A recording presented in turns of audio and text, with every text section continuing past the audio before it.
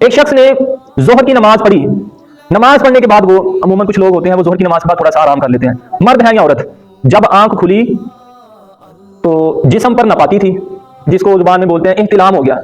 ٹھیک ہے، جیسے چھوٹے بچے ہوتے ہیں وہ پیشاب کر دیتے ہیں، اسی طرح جب بندہ بالغ ہو جاتا ہے، مرد ہو یا عورت، تو پیشاب کی جگہ سے جو نجاست نکلتی ہے اس کی وجہ سے کیا ہو جاتا ہے، غسل فرض ہو جاتا ہے۔ کیا ہو جاتا ہے؟ ظہر کی نماز پڑھی، بعض اوقات یہ چیز تب ہوتی ہے جب کوئی بندہ نا بہت زیادہ نا اوور لوڈ ہو گئے، کھانا کھا کے تو فوراً سو جائے، اس کے ساتھ یہ معاملہ ہوتا ہے،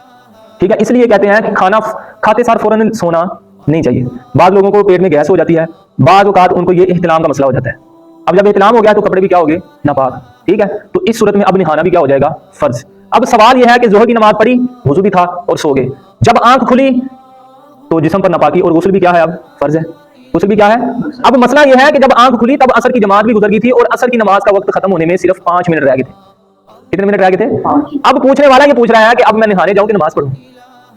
تو اس صورت میں آپ یہ سن لیں کہ آپ واش روم میں جائیں، اچھی طرح اپنی جسم سے نجاست کو دور کریں، 1 منٹ لگ جائے گا، آدھا منٹ لگ جائے گا، ٹھیک ہے، تو آپ جلدی سے جو فرائض ہے نا غسل کے وہ پورے کر کے تو کپڑے چینج کر کے آپ آ کے نماز اللہ اکبر شروع کر دیں۔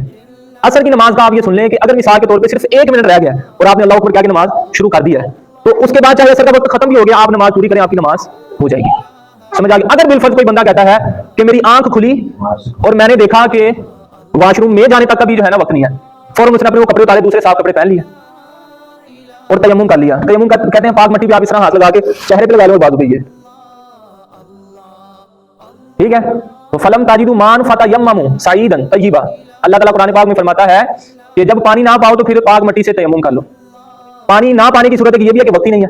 تو اب اس صورت میں میں آپ کو طریقہ بتانے لگا ہوں، آپ جلدی سے تیمم کر کے اور اپنی عصر کی نماز کو ادا کریں، اور جب پھر مغرب کا وقت شروع ہو جائے آپ اچھی طرح نہائیں تسلی سے، ٹھیک ہے، آپ مغرب کی نماز ادا کریں، اس کے بعد عصر کی نماز کو دوبارہ پھر پڑھ لیں، دوبارہ پھر کیا کرنا ہے، عصر کی نماز کو پڑھنا ہے۔